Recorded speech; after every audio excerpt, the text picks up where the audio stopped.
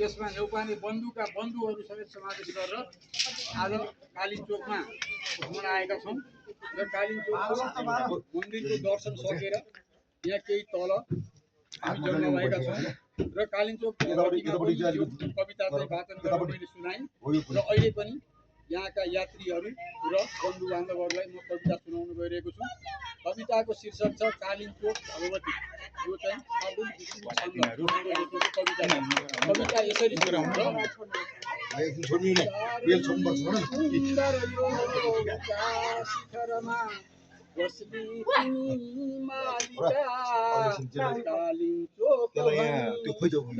जसले राखे मुमा कालिका छलको आउँछ हो हिमालय सुता कैलाश की बालिका नारी शक्ति तिमी महान गुणवती संसारकै पालिका आस्था